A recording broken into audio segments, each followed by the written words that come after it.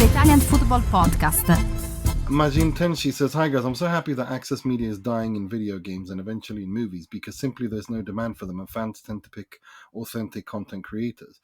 Do you think football sports is also heading this way based on your experience? Thanks and keep up the great work." What Ooh, does he mean by access media is dying access in journalism. video games? I don't know. Oh. Access journalism, yeah.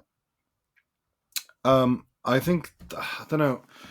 This is a difficult question. I mean, one thing is that they're all hemorrhaging money.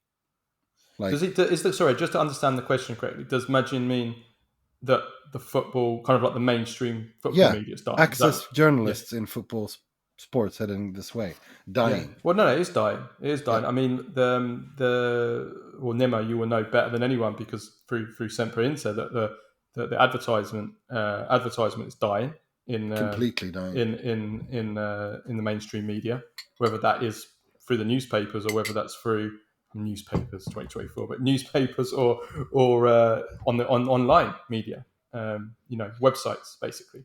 The advertisement is dead completely. It's just very, very difficult to survive through advertisement for the mainstream media. I mean, they're, like Nima said, they're all hemorrhaging money. You have like the Guardian, money. for example, just to use one example, the Guardian literally have an advert that sits on their page all the time begging for money. Yeah. Donations, yeah. That's the Guardian. They're begging for money. They're like every single. I've got lots of friends in the media, and there's layoffs, mass redundancies all the time. CBS, I think, laid off. Was it 50 or 100 people? Or was it? Yeah. I read the other day. No, it's TV. Like the problem is this: they don't know how to monetize because there's nothing there. People aren't willing to pay. Well, you say subscription service, okay, great, but how many subscriptions can people afford to have? Do you know what I mean? So it's something has to give. It's the same thing with the streaming industry, like when it comes to TV and movies and like Netflix. There's a lot of reasons. There's a lot of reasons for it. In a way that they've killed themselves through arrogance, through overspending. You've got people like Martin Samuel, Nima's best friend. Getting paid £200,000-300,000 a year just to basically write a couple of columns a week. It's just ridiculous to justify that kind of spending, especially when that money's not coming in. So kind of like the legacy is dying. But then there's also the way that the world's changed. Youngsters nowadays generally don't have a very long attention span. So it's more bite-sized content, and that's where I guess YouTube and TikTok and these video platforms have started to take over.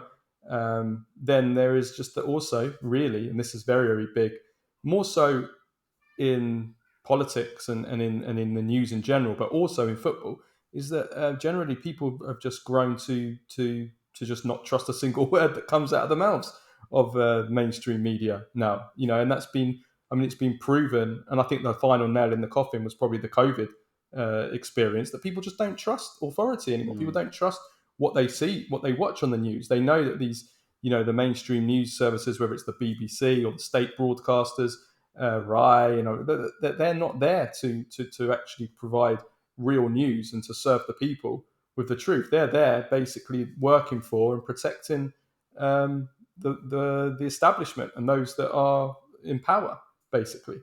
And people have seen through that now. People realise that when they put on and watch the BBC 10 o'clock news every night, that they are not, 90% of what they're watching is propaganda, basically. And so people have moved away from the mainstream and they've moved towards independent media. And of course, just like, the mainstream, there's good and there's bad independent media. Some is good, some is bad, and just as bad as the mainstream, worse. So it's about finding the right, there's good and bad everywhere, basically. But so there's a lot of things, really. There's a lot of reasons why it's dying. Also the economic situation of the world. We're living in a really the West is living in a kind of a financial crisis, really, in terms of normal working class people that we haven't seen for a long time. And people can't. Well, that's what I mean. People can't afford those subscriptions, and also they have a problem finding people who want to monetize, like how to monetize their content, because a lot of that stuff is just not, because the advertising industry, they've got no, like, there's no money in it anymore, like in terms of to carry up the costs, and so it's like a vicious circle. It's all eroding. Yeah.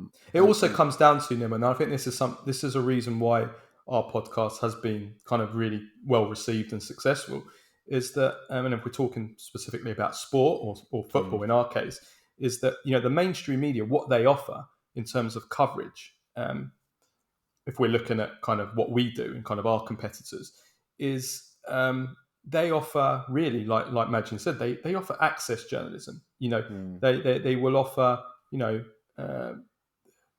interviews with players, interviews with the club, like information that's come really mainly through press through the press officers of clubs, and it's all basically information that is official. Let's call it official information that the club is happy, or the leagues are happy, but they will never kind of tackle the kind of the real issues that people are interested in. Whereas on our pod, we don't have to worry about being blackballed from a club or from a league. We can talk about whatever we want. When you are a journalist for the BBC, or a journalist for one of the newspapers or one of the mainstream media outlets, right? If you start doing a podcast like we did on Monday, me and Nima, where we absolutely hammer the Serie A for the international TV rights scandal. If we come out there and start naming and shaming people, like naming Anna Guanerio, the head of international TV rights, or start naming the commercial director, marketing director Ciccarese, we get blackballed. We wouldn't be allowed. So they shy away from tackling these issues and from criticising. If you're a Juventus journalist, for example, and you start really laying into the club and start hammering them, for certain decisions, certain things they've done, or if you're an Inter journalist and you start hammering them for certain things, you won't get invited. You basically won't be invited to do. You won't be allowed to do it. They'll reject your interview requests, or you'll come to a press conference and you'll be dropped down, and they won't play ball with you anymore. So that's what happens when you're in the mainstream media. That's what is called access journalism. Basically, you're nice to them.